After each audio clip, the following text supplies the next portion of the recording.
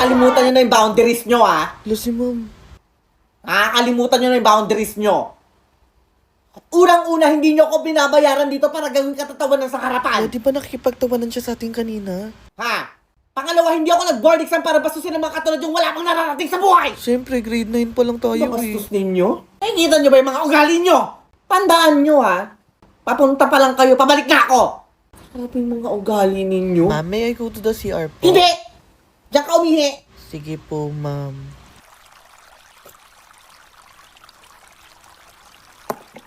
Hi, Che! May pimple ka, Che? O, Che, may pimple kasi ako dito. Ah, ikaw din, Che? Oo, Che, tinubuan ako ng pimple. Kakapuyat ko to eh. Ang cute. Paras tayo, stars. Oo, nabili ko to sa TikTok shop. Hi, mga Che. Bini-breakouts ka, Che?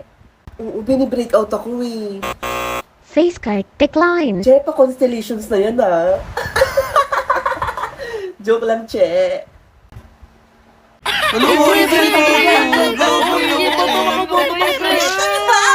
Ang ingay nyo, nasa palengke ba kayo? Oo. Saka pa! Pre, Okay, guys, pre. Bakit ang taba? Boys, ingay nyo. Kailangan pang sigawan para tumahimik eh. Asan ang class president nyo dito? Ako po, ma'am. Ikaw ba hindi mo kayang sawayin yung mga klase mo, ha? So ka palang iingay! Sorry po. Kanino ngayon yung sisi? Di ba sa akin? Buti sana kung kayo napapagalitan eh, di ba? Kayo kaya mag-president dito. Lo, ang galing niyo pala mag-beatbox. Respeto naman, guys! Lo, ayan na yung iconic line ng mga vice president, oh. Sis, okay ka lang, sis. Oo naman, okay lang ako. Kailangan ko lang mag-take ng Strepsils Chesty Cough para ma-suit yung throat ko at ma-relieve yung cough ko. Oh, kaya naman palang tumahimik eh. Pre! Bakit ang taba?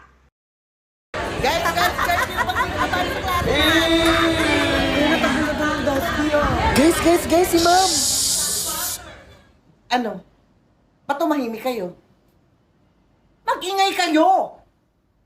Alam niyo bang nandun pala ako sa kabilang building, rinig na rin ko yung mga bunganga niyo, lalo na ikaw! President ka pa naman? Hindi mo mapatahimik itong mga kaklase mo? Sorry po, ma'am. Hindi na kayo nahiya, ha? Katabi niya lang yung principal sa office, oh! Lahat ng nadaanan kong klasong dito, tahimik may ginagawa! De La Cruz! Asan si De La Cruz? Mamaya na po, ma'am. Ay, ma'am, sorry po. Galing lang po ako sa kantin. Di ba sabi ko sa'yo, ikabit mo na yung Manila paper dito bago ako dumating? Ha? Sorry po, ma'am. Ma'am Katapang, good morning. Hi, sir. Good morning po. Good morning, Mr. Principal. Mabuhay! Naku, very good tong mga to, ah. Opo, mababait po na bata to. Okay, very good. Sige na, mag-iikot pa ako, ma'am. Bye, Bye po. Paano yung sito paper? Ma'am, manhole po. Bestie, okay ka lang ba? Nag-away na naman ba kayo ni ano? Sabi ko, Okay na ako. okay, Bestie. Oh, anyari sa'yo, Bestie? Naiiyak ka na naman. Jowa mo. Okay na ako. Okay, Bestie. Bestie, ba't ka umiiyak? Bestie, ano ba ginagawa mo para gumana agad yung loob mo?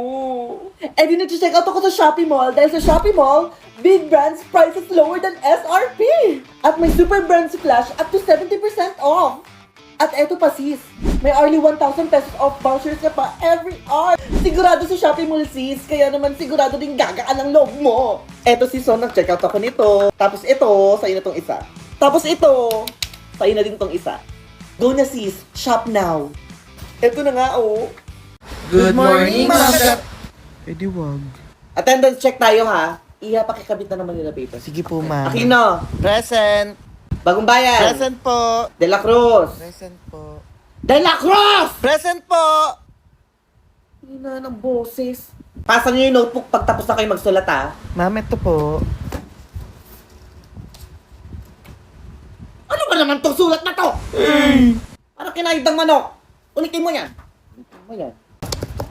Ma'am Katapang, magpapapirma lang po ng excuse letter po. Anong subject to? Para po sa PE namin, ma'am. O, anong subject ko? AP po. Alam mo naman pala eh. Hala, grabe naman si ma'am. Papa-excuse na naman kayo ng papa-excuse. Gawin niyo yan sa piitan niyo, wag sa klase ko. Sorry po, ma'am.